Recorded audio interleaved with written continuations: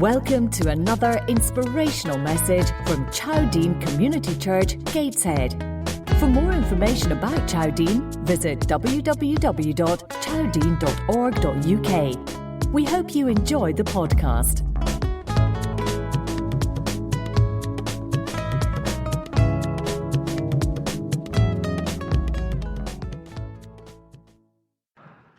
Good morning, everyone. How are we doing?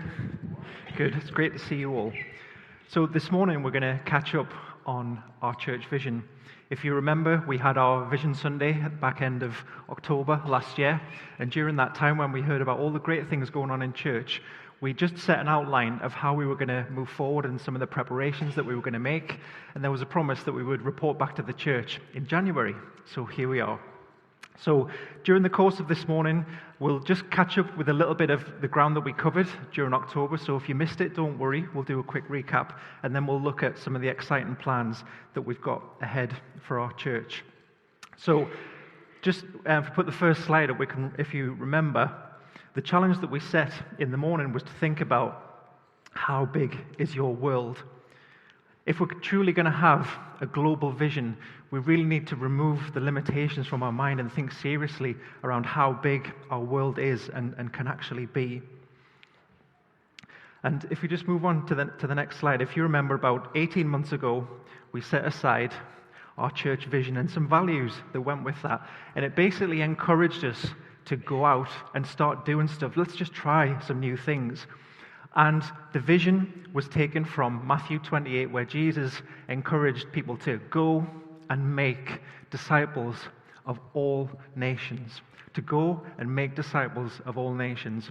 And there was a really timely word, if you remember, at the church weekend in 2015, when Nancy Doyle came and gave us a challenge where she said to us, find out what God is doing and join in. So that was one of the things that we did that set us off on our journey. And over those 18 months, we've seen some great things happening within church. We've seen some great results. So we shared some of those results at our last Vision Sunday in October. If we just move on to the next slide, to see there's actually some great things happening in church. From our small family of around about 150 people, we've had 55,000 podcasts downloaded all the way across the world. And yet we've been making some real, tangible, meaningful relationships right here where we've been reaching out with people in our community. And we had some great results over Christmas as well throughout all of our social media. We had around about over 200 people in our room for our Christmas carol service, but we probably reckon that we reached out to about 15,000 people over our social media, and the main one of that was the worship band. We posted a video online of the worship band playing a Christmas carol, and that was seen by 11,800 people, which is the equivalent to Gateshead Stadium. So it's great to think that the band filled Gateshead Stadium over Christmas, but it's just amazing when you can see the technology that's at hand and what you can do to spread the message of church. And we thought about what this might look like as a model of church, where we have a group of people in the center who are at a core, who are fired up and energized with God's word, and then spill out into the streets, and they go and they share that message in the streets. And that really is just the simple model of church and the kind of model that we want to be. We don't want to overcomplicate things. We just want to keep things as simple as possible, that we go and we make disciples. But imagine if we didn't just spill out in the streets, but we actually exploded out into the streets with a force like never seen before. And if you think about this kind of model around something that starts off in the center and bursts out, that's seen very much so in nature. If we look at the next slide, that's a picture of a supernova. Isn't it amazing how you just see that boom going off in the center, and then the energy that flies out there and just influences everything around it? And the definition of a supernova is a stellar explosion that briefly outshines an entire galaxy, radiating as much energy as the sun or any ordinary star is expected to emit over its entire lifespan. So what happens is a supernova is that the energy builds and it builds and it builds, and then all of a sudden it explodes and it shines more brightly than it's ever done before. Imagine a church that worked in the same way, if we exploded and shined brighter than we ever had done before. So when we met at our Vision Day back in October, we talked around how we would need to change our approach as church. So if we just move on to the next slide, we went through a diagram that showed actually that at one point the world used to be level with the church, where friends, family used to be at the heart of the community right next to the church. But over time, people have moved. Society no longer considers church something that needs to be part of their lives, and it's actually countercultural to go to church. People don't wake up in the morning and think, I'm going to go to church. So what happens is the church needs to move. The church needs to become mobilized. It needs to get out there, and it needs to meet people where they are. So we've seen that as society has moved, the church, in bringing out some values and a vision that presents itself in a different way, we can get alongside people. And that was the challenge from our Vision Day around how can we start to be getting mobile and to start moving. And as we've had some time to think about that over the last few months, we're going to just present and think through how we're going to be doing that. And the main thing that we want to do that is that we really need to focus on what we want to do and how we're going to deliver it. So if we just move on to the next slide, we met over the summer where we had a series of think tanks where we wanted to hear from everybody in the church to find out about all of the things that are truly important to us at church. We've got a long history and heritage as Chowdean, and we need to be mindful that as we step out and we get closer to society, that we don't neglect any of the great things that have taken Chowdean forward. We've collated all of that feedback, and if you remember, we started to plot it out on some kind of seasonal diagram to look at all of the things that are in their infancy, that are new and exciting, that we want to invest some time and energy in, things towards the top that are part of our church life that we need to make sure that we do well, and then also things that have been part of our church life in the past that we find that are important to us, that we think we're probably not doing as well as we should, and they're actually in decline, and what are we going to do about those areas? So we thought carefully around how we're going to take that forward, and as we met last year, we talked about the need to prepare for a journey where we're going to be mobilized, we're going to be out there in the community, and in order to do that, we need to build ourselves up, we need to build the body up for works of service. So we talked about preparing for the journey, and if we just move on to the next slide, we talked about the dangers of looking backwards. We talked about the example of Lot's wife. We talked about the example of how the Israelites hesitated when they were on the brink of the promised land, and just looked at the dangers of holding back, and that we should boldly pursue what God has promised to us. In our approach, we just need to be mindful that we need to be balanced in our lives. Just like some water in a jar, this jar needs to be filled up, it needs to take in goodness, but it also needs to give out. And that balance needs to be right at the forefront of our lives, that we need to give out, we need to sow into society, but we need to make sure that we don't run dry. And similarly, we need to make sure that all the goodness and the gifts that God has given us, we don't keep them to ourselves. And that's going to be the theme of this morning. So we left you with 3 things back in October. We said that we were going to have a look at how we do church better, and that is more than just on a Sunday morning. How do we do church better 24/7?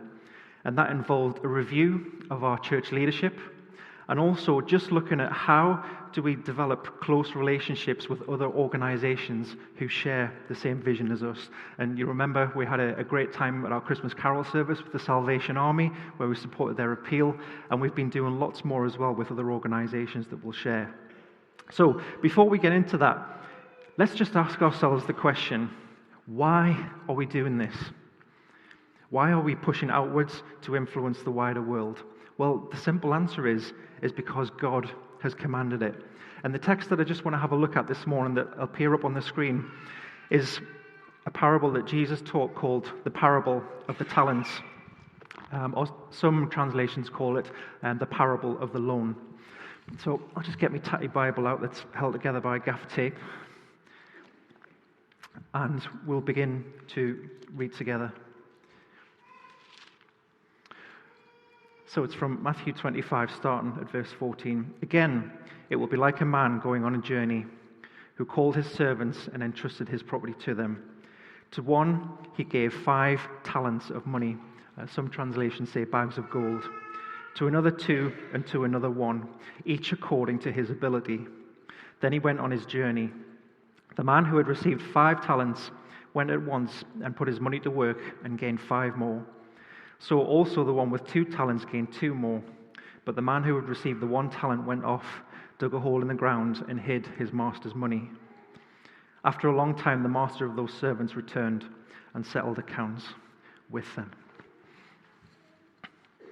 So it's interesting how some translations look at this as a loan, as something that needs to be paid back with interest. And some translations look at it as a gift. And as we read on within that story, those of you that know the story will know that when the master came back, he congratulated 2 of them with the words, "Well done, good and faithful servant."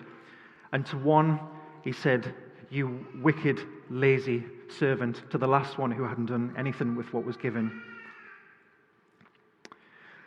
And it's interesting, if you notice the relationship of the people in that passage as well, is that they are master and servant. So they're in relationship with one another. They aren't strangers.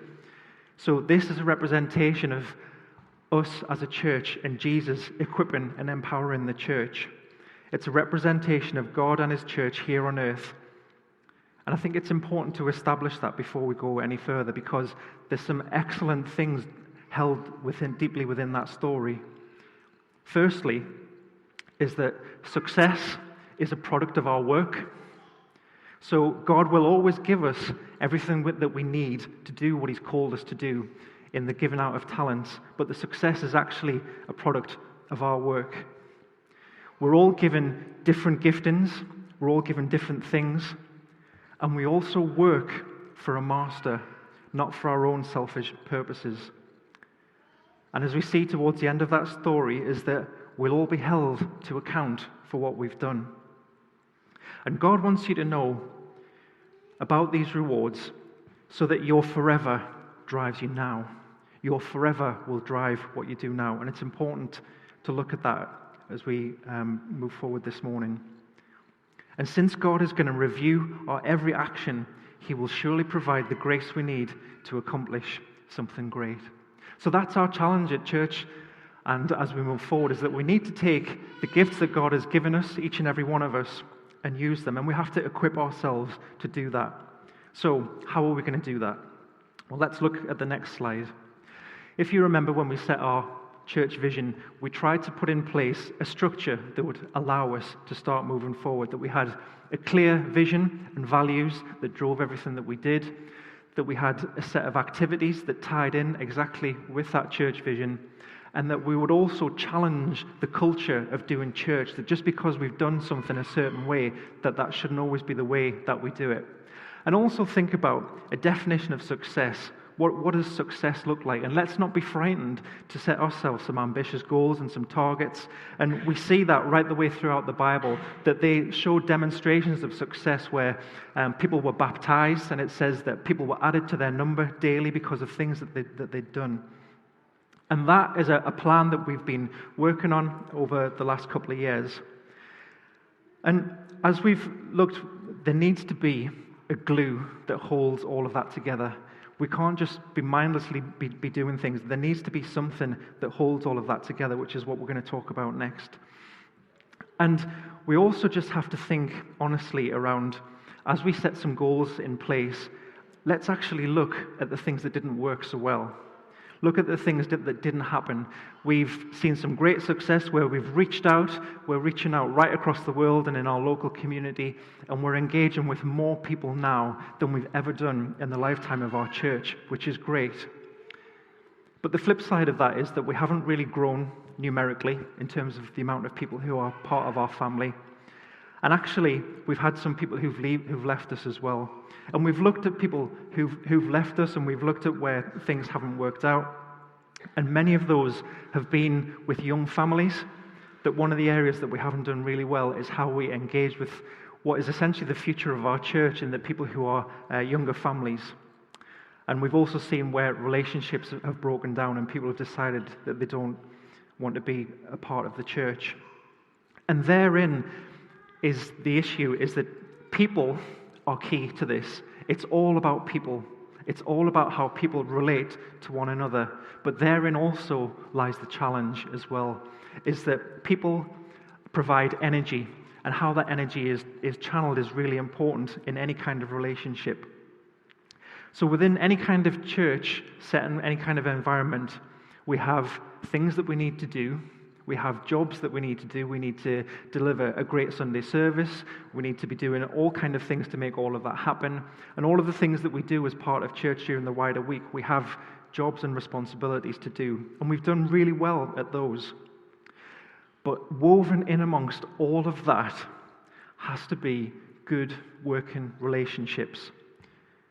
And that's probably one of the things that as a church we haven't done really well, because as we've moved from a small, close, family-knit church where everybody knows everybody, and we grow to a certain size of people, it's really hard to spot if somebody's missing. It's really hard to know if somebody's going through a difficult time, because it's simply really hard to catch up with everybody.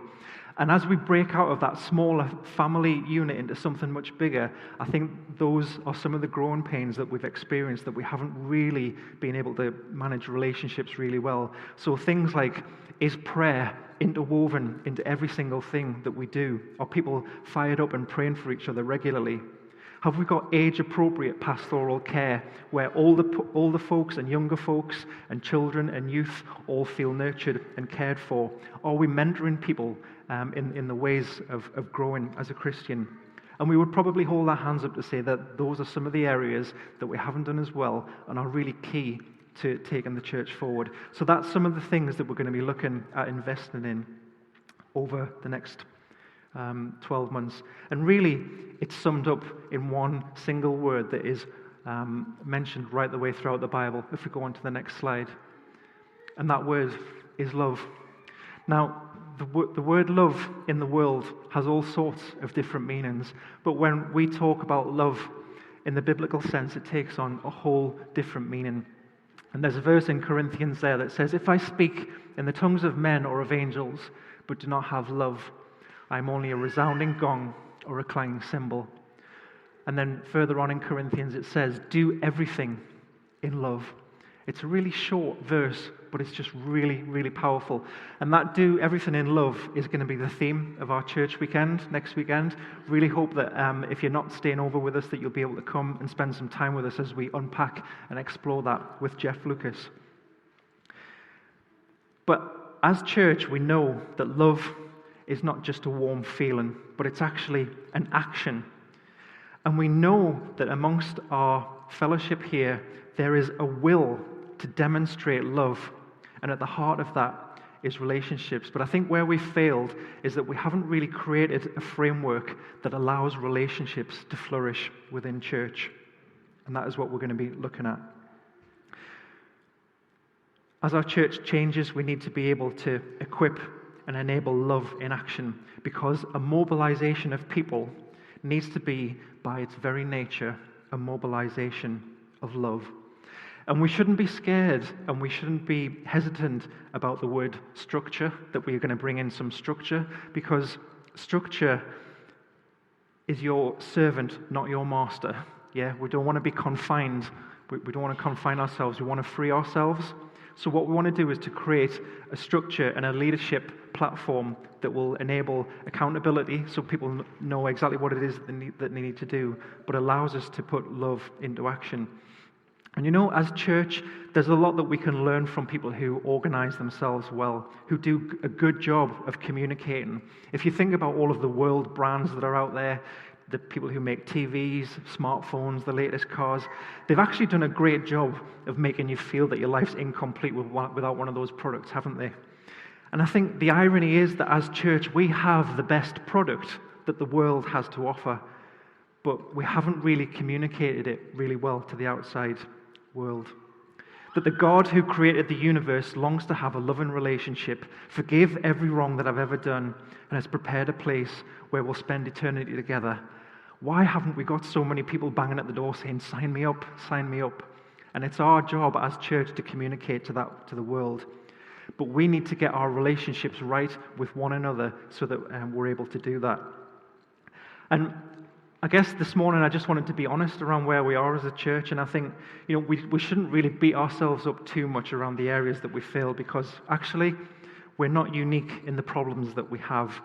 I talk with other church leaders, with other pastors, with other worship leaders, and they are in exactly the same position no matter what size of church that they are, that relationships are at the heart of what they do and are always the problems, that people sometimes don't feel cared for, people have disagreements, and people leave church. That's just part of life. But what we want to do here at Chowdean is to give our best chance of success and allow relationships to flourish. So, how are we going to do that? Well, let's turn to Scripture and see what Scripture says. If we look into the next slide.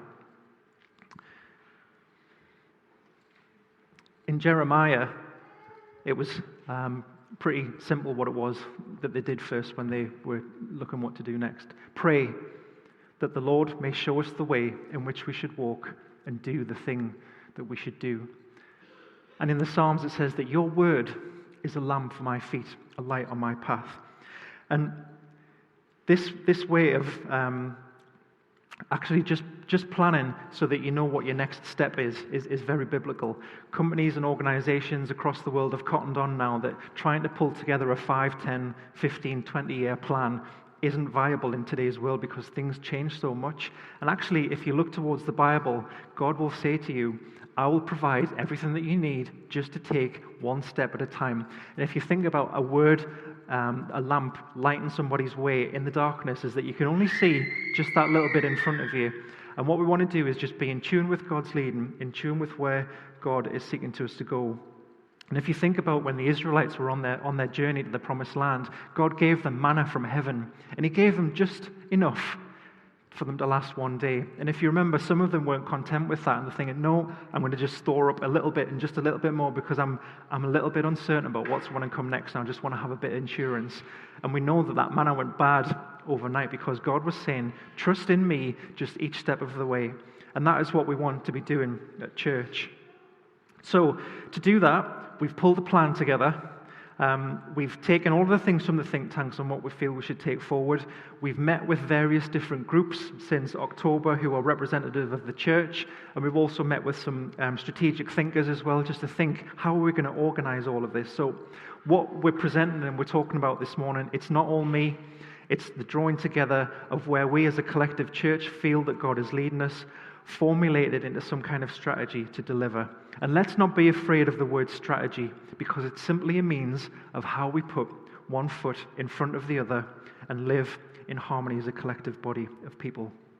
So we've put together a plan for the next 12 months. We're not going to share all of the detail this morning because there's lots to go with, but we'll give you snippets of that as we go over the next 12 months, and hopefully you will see how everything is coming together. And the main thing is that we want everybody within this church to see exactly how they fit as part of our church. So over the next 12 months, we're going to shape a new way of doing church. And what we want is for people to say, I'm up for this, I'm up for leading this, I'm up for contributing into certain areas. The first thing that we're going to do is that we are in the process of setting up a steering group, which will work alongside the current leaders of the church to find the right leadership model for our next season of church. And it's important that the three leaders were stepping outside of this to say that this church thing is bigger than the three of us, and we need to make sure that we put a right structure and framework in, and we need to consult with other people on how that's going to work. So we're going to work with a group of people over the next 12 months to do that. Over the next 3 months, we're going to set that up, and we're also going to start looking at all of the different elements of what church does. Starting with our Sunday morning service, we're going to do a full review of everything that we do on a Sunday morning, how all of that's pulled together, the aims and goals around how it equips and empowers us for works of service during the week. And as we progress with our church vision over the next 6 months and we start identifying all of the areas that we need to bring structure and guidance to, we're going to look to see whether there's a need for more focus. And with that, where are we going to bring in some paid workers? Now, on this, I just want to give a health warning around the area of paid workers, because in every church environment that we've seen, whenever paid workers come into a church, is that people who are part of the church who aren't paid pull back. And they'll say, that's not my job to do anymore, we've got somebody who's paid to do that. That's not what we're doing here. We're bringing in paid workers to supplement and to improve those areas of church that need more focus. And if people actually pull out of that, then all that we'll do is that we'll just stay at the same level. So there's going to be a change in culture within our church, that we're going to have people who are paid to do specific roles within church, and those will develop over time as we identify where we want to invest in that. So there's 2 roles that we're looking to fill over the next few months.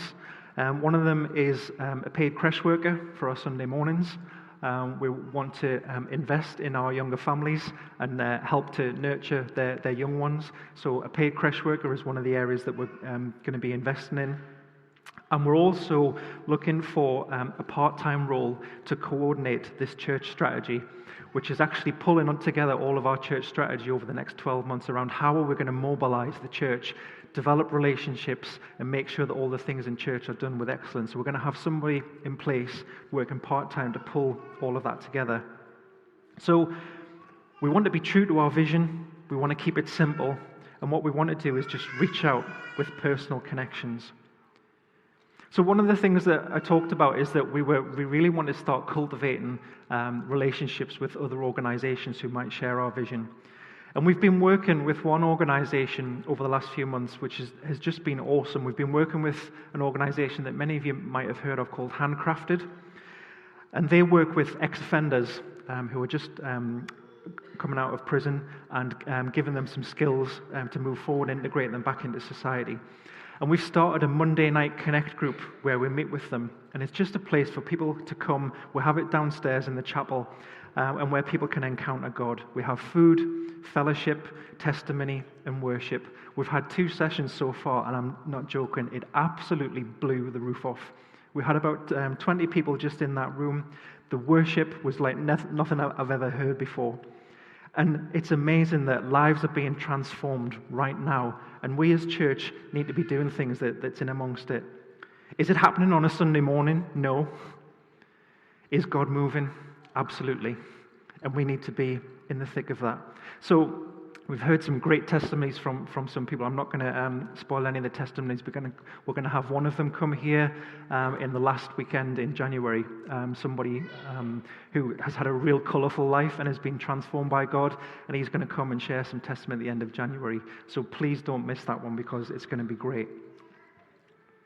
As a church, as we move forward, looking at how we equip ourselves, after the church weekend, we're going to be going right the way through Mark's Gospel, taking us up to Easter. And then in the summer, there's a program looking at God's purpose. What is God's purpose for us? And Heather's pulled that together, and she's done a great job. And it's going to be excellent as we get deeper into the Word and look at Jesus and look at God's purpose for us. So the Bible is full of encouragement on how we look ahead. As we presented plans and thoughts back in October, we gave some time to maybe lament on some of the things that we aren't taking forward. But something that I really want you to take seriously and think about as we've looked at the parable of the talents, around all of the different accounts that each person who was given a talent gave to his master, is that transformation occurs when you are stronger than your best excuse. Transformation occurs when you are stronger than your best excuse. So as a church, we want to take on all of the encouragement that's within the Bible about looking ahead, and we want to look forward. And woven in amongst the Bible is encouragement about looking forward. If we just look onto the next slide, is that within the word it says, "Therefore, if anyone is in Christ, the new creation has come. The old has gone, the new is here." And then in Isaiah, "See, I am doing a new thing. Now it springs up. Do you not perceive it?" Let's take hold of those words of encouragement as a church and start looking forward, because transformation occurs when you are stronger than your best excuse. So the challenge that I want to leave us with this morning is, as we're looking forward, if we were to imagine an epitaph for Chowdene as it is now in this generation, so if we think about our church and the impact it's had over the last 5-10 years, and maybe within the near future, here lies Chowdene, and everyone associated with it. What do we want the next line to read? They played it safe. Or they exploded into the world. And really, it's down to us on how we take what God has given us and take this forward. Let's think about this year being the year that we go supernova. Let's see that next slide. Wouldn't it be great if everything in Chowdene leading up to this moment, where we did more now than we've ever done in the last 50 years, where all of the years gone by was all just tender preparation for us to explode into the world and go supernova. It's interesting that today, this month, we're celebrating a special landmark in the life of the church. We've got a special cake at the back where we're going to share that together. If we just put the next slide up. It's Chowdene Community Church's 10th birthday today, this morning. Chowdene Community Church. In January 2007, Chowdene Chapel and the Fold Community Church came together to form one church in a bold, ambitious idea that we could change the world. Just out of interest, how many people here were part of that church back in 2007? We'll see a show of hands. Probably about a quarter of the people in the room were part of that back then. Isn't it amazing? 10 years gone just like that. Yeah, it's amazing. So I think it's appropriate that on our 10th anniversary, we actually take a stand to let's do something that's going to take us and propel us forward. So if we look at the next slide, there's a verse in Ephesians that says, "Now to him who is able to do immeasurably more than all we ask or imagine, according to his power that is in work with us." Now to him who is able to do immeasurably more than all we ask or imagine, according to his power that is at work with us. Is that the Bible says that we don't have to settle for mediocrity. We don't have to settle for second best. That we can do more in his power and in his name.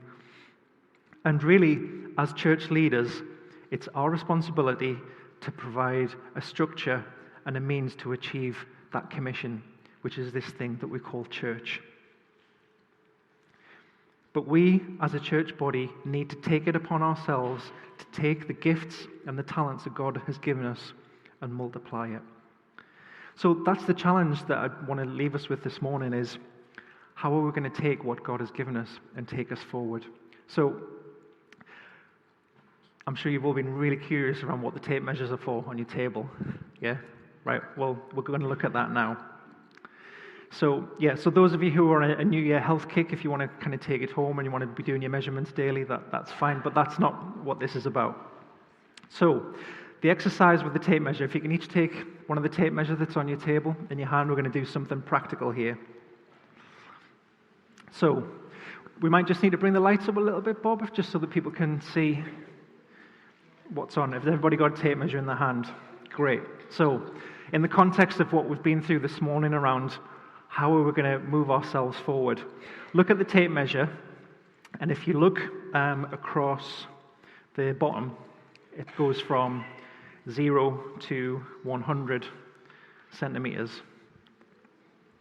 So let's imagine for a moment that this is a lifeline. And it's not just any lifeline, it's your lifeline. So I'm sorry to break it to you, but we're not all going to live forever, okay? So we've got 0 to 100. I don't think there's anybody who's over 100 in the room. No, so I think we're good to go. We might need to get some sellotape out or something if we did, but that's good. Okay, so what I want you to do now is to look along the bottom in centimeters and find your age and just put a little tear in it.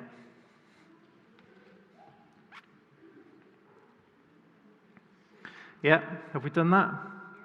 So, everything to the left of that little tear is what has brought you to this point in your life. Yeah? Hurts, happiness, memories, experiences. Just take a moment to think through some of those points in that timeline And some of them might be evoking some emotional responses, times that we got married, birth of children, loss of loved ones, career changes. Everything to the right of that tear is what you do next and the legacy that you leave. And it's interesting as we look across the room and we've got people of various different ages, is that some people will have longer sections on the left and some people will have longer sections on the right. Okay, so where you've put that little tear, I want you to rip it. Just rip the tape measure now where you've made the tear. Go. Doesn't that feel good?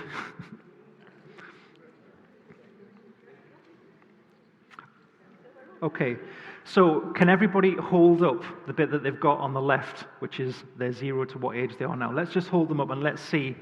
Wow, isn't that amazing to look at? Yeah. So we've got some people who've got quite short in terms of their life up to now, and some people who've got some quite long tape measures there. So all of you who have lots of experience in your tape measure, you have a job to mentor and counsel those people who have shorter measures. And those people who have shorter ones, you can learn from all the wisdom and stories from people who have longer ones than you. So, I want you to do something brave now. If you feel uncomfortable doing it, don't worry. But it says in the Bible that everything has a season. And if we're going to live by Scripture, where it says the old is gone and the new has come, we can let our experiences shape us, but they do not need to determine our destiny. So what I want you to do is, at the end of this service, that everything that you've got to the left-hand side, I want you to scrumble it up and leave it at the door. Because if we truly believe that the old has gone, then we'll leave that as the door. And as we walk out into a new beginning of church, we're going to leave everything that's taken place behind and we're going to truly move forward. All of the things that have happened in our lives have shaped us and made us who we are, but they don't need to influence our future. So, the brave thing that we're going to do is that if you want to take an estimate of when you think you might depart this earth and put a little nick in that side. Yeah. So, some of us might have really short ones left.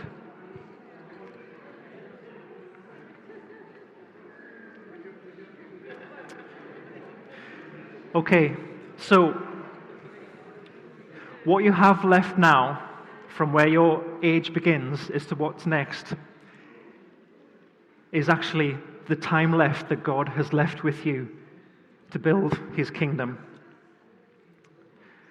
And if we're going to make a commitment this morning to burn brighter in the years now going forwards, then we need to actually think carefully about this. So what I would like you to do is take that home with you and place it somewhere that you'll see it every day. Put it on your desk at work, put it on your bedside cabinet, put it in your kitchen, on the fridge or next to the kettle, so that every day you will live each day to say, how can I make a difference in this world? And as the years go by, you can sort of tick off a little year and actually say to yourself, have I done everything that I can to make this world a better place to build God's kingdom? So remember to leave everything to the left at the door before you go, and put what's left at somewhere where you'll see it every day. So the other thing that we've done as we wrap things up, we're just going to ask the band if they want to come back on at this stage now, is that we've left some prayer cards on the table. And if we are really serious around developing meaningful relationships with ourselves at church, then that needs to start this morning as well. So what I want you to do is to fill in just something short on a prayer card and give it to somebody at your table. And then what I want you to do is to make an effort to connect with each other during the week before next Sunday. It doesn't have to be a physical connection. If you can feel free to meet for coffee, or just connect via an email, a text, or just give somebody a ring. What we want you to do is to say, how's your week been? How is that thing that you asked me to pray for? How's that going right now? Do you think we can do that? Yeah? Okay. So this morning we're going to start as we mean to go on. We're hoping that as we progress over the next 12 months that things will start becoming clear around where we're going to as a church, that we do everything in love, and then we step out, and that this is the year that our church goes supernova. Yeah. Thanks, guys. I'll hand over the band.